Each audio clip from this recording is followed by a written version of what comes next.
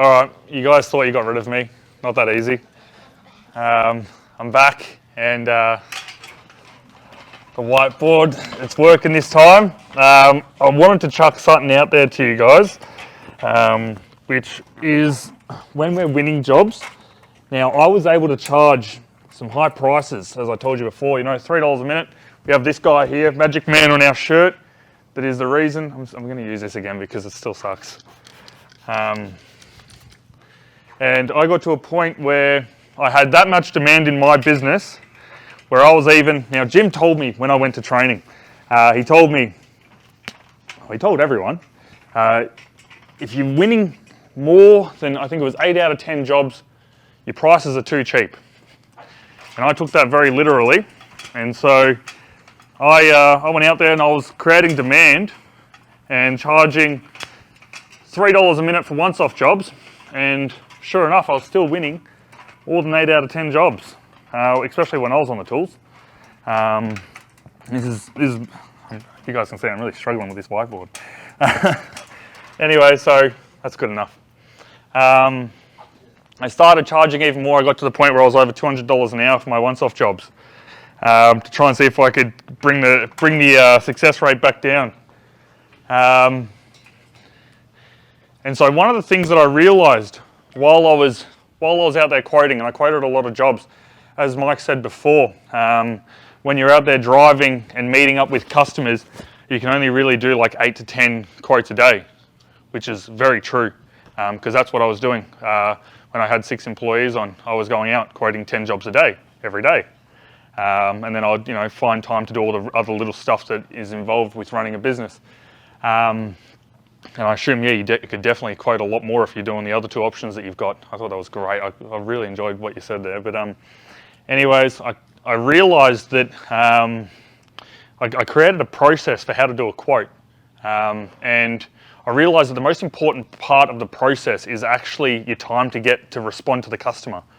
Definitely the most important part. So the customer will drive past the Jim's mowing trailer. So they know they need their lawns done, and they usually think, oh geez, who am I going to call? Now when they think of mowing, they usually think of Jim's like I do.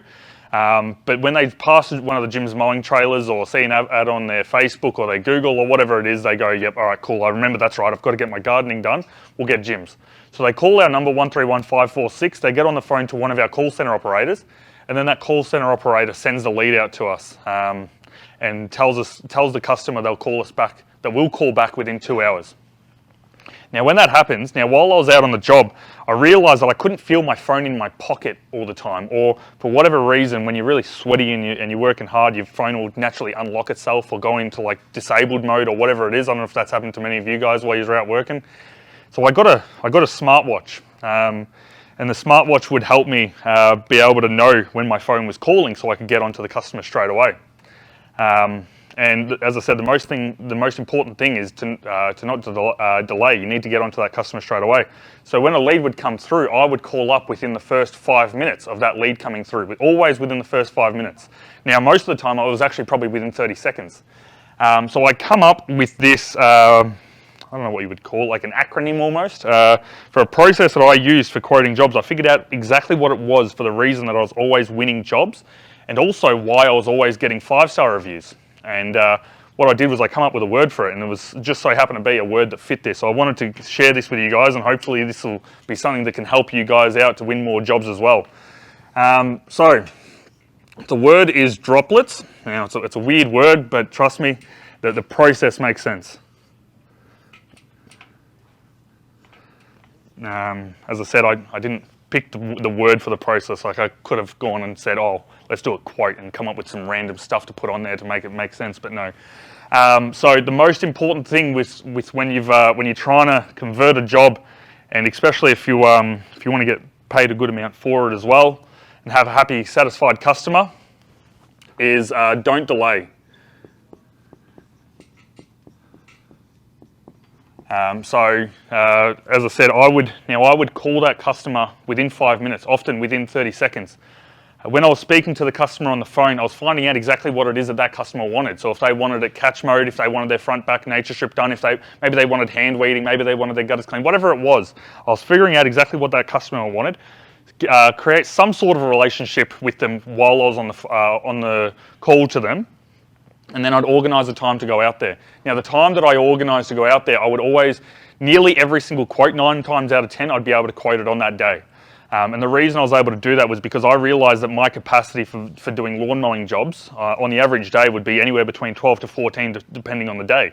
So what I would do is I'd only put on between 8 to 10 jobs for the day, so that I had spare time for myself, so I could do more quotes and put on more jobs throughout the day if I needed to. So I wouldn't delay, and then I would do a quote that day. And let's say it's 9 a.m. in the morning, I would tell that customer I'll be out there between 10 and 12. And as soon as possible, like the second that the fastest possible time I can get there, I was there. So I'd get out there between 10 and 12, but it wasn't between 10 and 12. I was actually getting out there. My target was, I'd tell the customer between 10 and 12. My target was between 10 and 10:05. Now, if you tell a customer 10 o'clock on the dot, obviously if you rock up there at 10:05, you're late. So we all know that we do 2-hour time periods. But I'd get there between 10 and 10:05. And the customer was always very impressed from my reaction time or my response time to be able to get there, my punctuality. So I wouldn't delay. I would respond to the customer, and obviously figure out exactly what it is they need. Try and build that relationship while I'm on the phone. I'd organise the quote. So I obviously organise a time, and then I also, as you guys heard before, I have formulas that I have in place to be able to figure out what a job should be worth. Similar to what Mike has when he does something on the phone and he says, oh, we have the area square metre, the property is $60 for whatever reason. I have something very similar that I use as a formula to be able to figure out what a lawn mowing job should be worth. And so I have that for hedging, for weeding, for everything. So I'd already know roughly how much the job should be before I go there. And then I'd make sure that I'm punctual. Make sure that I want to be there within the first 5 minutes, as I said. Now, when I get there, I'm going to be taking a look around the property, and I'm going to try and see if I can notice something that customer cares about, or something that means something to that customer. Maybe they have a German Shepherd, a dog that they like, or they've got a really nice car, or they've got something that they care about. It could be anything. Or maybe it's an extra service that needs to be done that they haven't even noticed it needs to be done. And that would go towards building that relationship with that customer.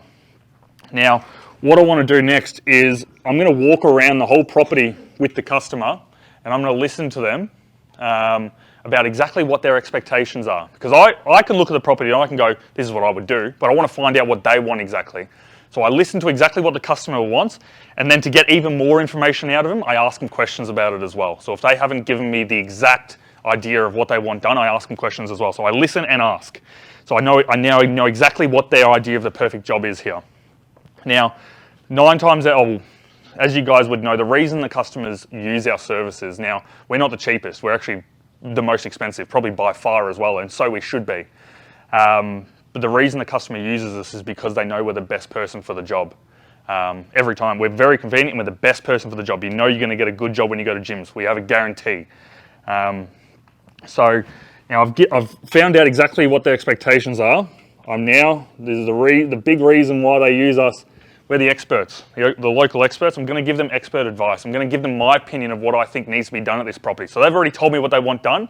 I'll then put in whatever it is I think that needs to be done. So maybe they'll say, I want it catch mode, I want vertical edge, whatever it bloody well is. I might say, oh, well, looking at this property, it probably looks like you actually need to have it mulch mode because you need more nutrition in the ground. It looks like you might need to have a bit of a fertilize too. Whatever it possibly is, we want to give them the best advice. That's why they're using us. We are the best at what we do. Afterwards, we're going to thank the customer. Now, when you're thanking the customer, this is going back to building that relationship with the customer. If the customer loves you, like really loves you and really likes who you are, they know you're the best person for the job, you've already pretty much got the job won. Like, we know that we could probably charge an extra 50% another company, but if that customer absolutely loves you, they will use you. So when you're thanking a customer, you need to adjust the way that you're speaking with a customer depending on what it is that their idea of a perfect contractor is. So when I'm talking to little old lady Margaret, she's 80 years old, and she's got a little Maltese Shih Tzu or whatever it is. It's a little yap, even though it might sit there doing my head in. I mean, what I'm doing is when I'm talking to Margaret, my body language is I have my hands behind my back. I'm being really, really polite to her, really nice. I'm talking about my kids with her. I'm talking about my wife. I'm talking about the fact that I have a house right across the road from my wife's mum and dad. all that sort of stuff, and I'm building that sort of relationship. I'm coming across as the most perfect gentleman in her eyes, and that's the whole idea. I want this customer to almost, you know how Jim always says, make every customer a fan? Well, that's what I'm trying to do. And then when I'm speaking with a bloke whose name is Bob, and he drives trucks and watches the footy, I'm not going to be sitting there going, hey Bob, how are you today? You know, absolutely not. I'm going to say, hey mate, are you going to have a few beers on the weekend, watch the game, you know, what's been going on? This is exactly what I can do for you. So that's the sort of body language that I'm using for those people. And it's all part of, as I said, you're going to do it at the start and also at the end, all the way through obviously. But you're going to thank the customer, and then ultimately, this is something that most people forget. It's very, very important. Send the quote. Even if you've said it in person to the customer, always send it through. Send it through as a text message, send it through as an email, I don't care. As long as it's in writing, send through the quote so that the customer knows exactly what it is, dot by dot of exactly what it is that you're completing at the property, so that when you go to do, the job's been completed, you've walked through it, you've done the job, they've accepted the quote, you've done the job, then when you go back through and do another walkthrough, which is what I did with every single once-off job and regular visit for the first visit. I would always do a follow-up walkthrough with the customer, and I'd go through the quote and I'd go through the dot points of exactly what it is that customer accepted and make sure that they're 100% happy with everything. If there is anything that if there's something that they might not have been all that happy with, I then have the opportunity to be able to fix it on the spot. It leads to being able to create a better impression with that customer. They'll have a lot more trust in me, and I guarantee they'll use me again in the future. And you won't run into any problems where they say this wasn't done, because it's all on that quote as well. So if you remember this Droplets thing, hopefully that'll help you out to being able to convert more work and also getting it at a better price too. So hopefully that helps you guys out. I just wanted to chuck that out there.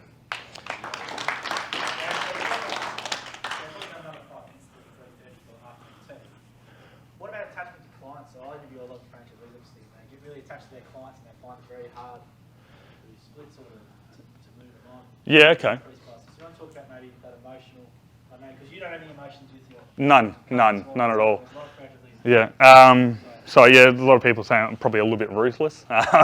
So no, I don't really have that sort of emotional side of it. So if sometimes, you know, you have your customers that want to sit there and have a talk with you because they might be the only person that you're talking to for the whole week. I'm very business orientated, business minded. So I will explain to that customer, I'll say, I'm sorry, I can't stay here to talk. I do have to get on and do some more jobs for the day. Thank you very much. And you know, if you need anything, please let us know. But if you'll come across customers that are quite simply, I call them problem customers, that just give you a hard time. Maybe they don't pay when they should be paying. Maybe they take over a month to pay or whatever it is. Maybe you've gone out there and there's dog poo on the ground and you've asked them if they can pick up the dog poo on the ground and they don't do it. And you've told them that it'll be an extra cost to pick up the dog poo each visit, and they refuse to pay that price and they still want the same service done. So with those sorts of customers, I pick and choose in my own business exactly the sort of clients that I want and exactly the sort of prices that I want as well. So if it doesn't match up to exactly what I'm wanting in my business, then they're not a fit. So I bring on around 3 new regular customers a week, which isn't all that difficult to do, as most of you would probably know, especially if you are taking on plenty of leads and doing all the marketing that I was talking about before. It's not very difficult at all. But because I'm able to take on so many regular customers a week, I also, any customers that are at my lowest price per minute point. Now, price per minute, the reason I say that is because the way that I quote is probably a little bit different to most people, but whoever's at the lowest price per minute point, I will give them a call, let them know that their price is going to go up by at least 20%. So I'll tell them what their price is going to be moving forward, and then they have the option to be able to accept it or not. And if there are problem customers, then I will quite simply just move them along. And I might just say to them, look, I've consolidated my working area. No, I'm no longer servicing your area. You'll need to find another gardener, and I'll, you know, either send them back to Jim's Mowing or what have you. So I don't really deal with customers that, there's some customers that just treat you really poorly. I'm sure you guys have dealt with it. And maybe they pay well, but they treat you poorly. It's not worth having them. It's not worth having them. It's not worth the headache. You've got a question? If you send it back to Jim's Mowing, Yep. won't it just come back to you?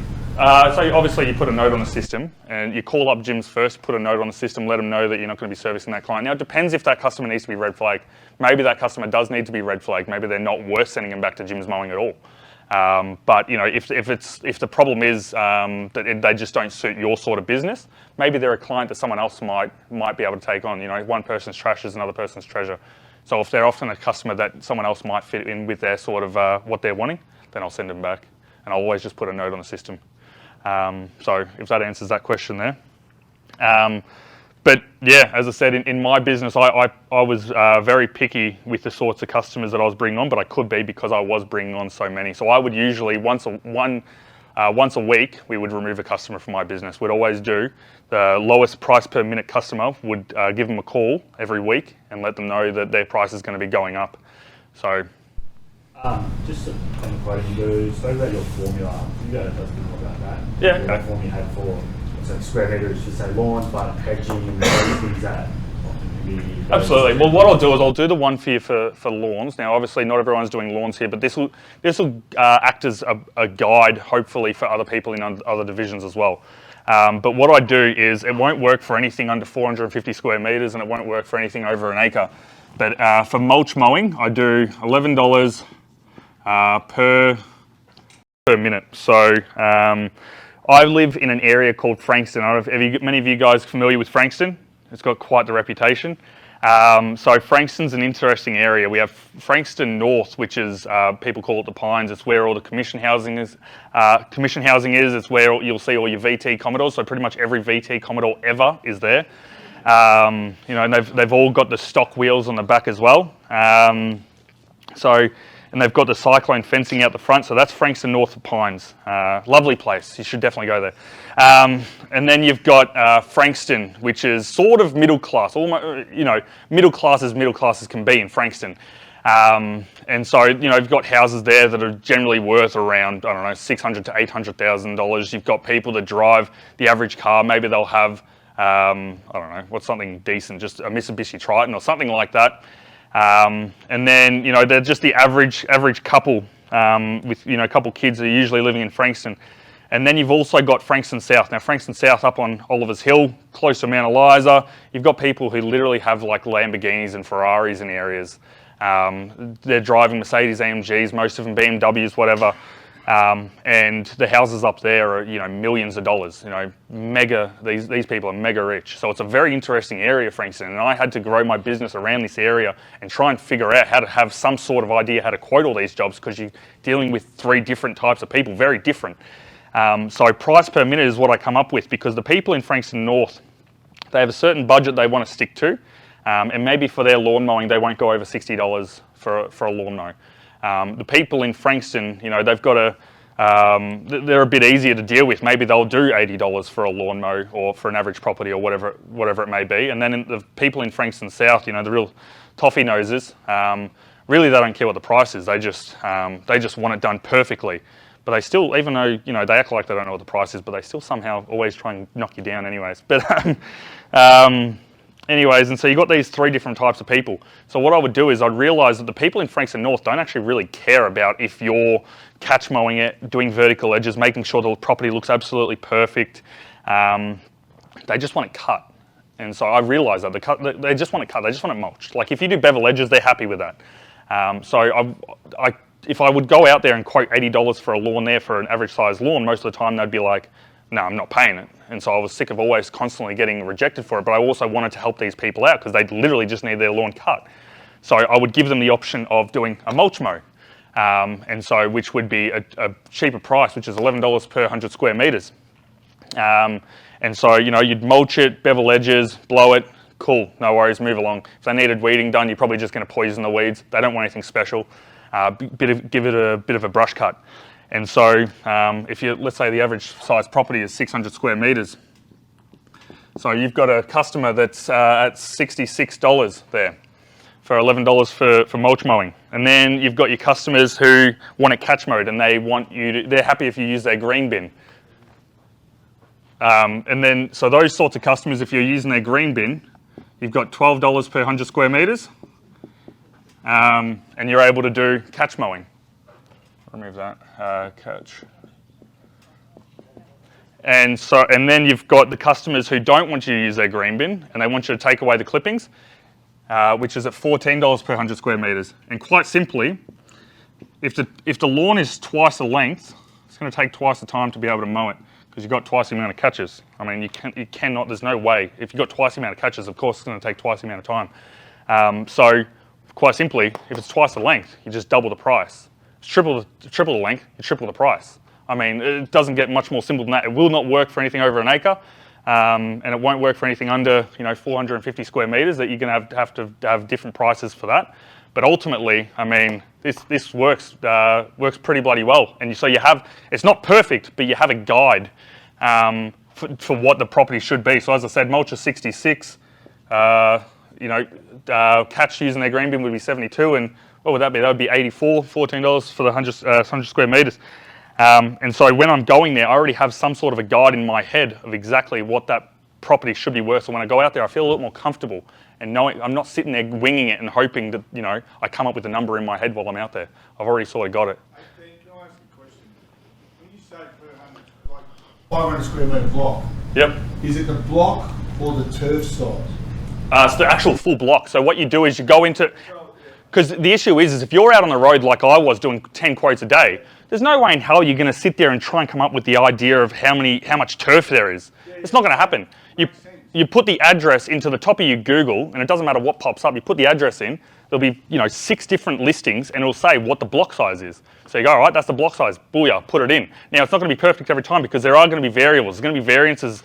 It might be times where it's a corner block, so you've got an extra nature strip to do. If it's a corner block, I usually put the price up by 20%. So you take those variances into account. But ultimately, I mean, it's a pretty bloody good guide to go off if you're not sure what you should be quoting the job for. So that's how I do. That's the lawn mowing one. If that helps everyone out. No worries. Any questions? Yeah, there's one for hedging as well. I can send that through to you if you like.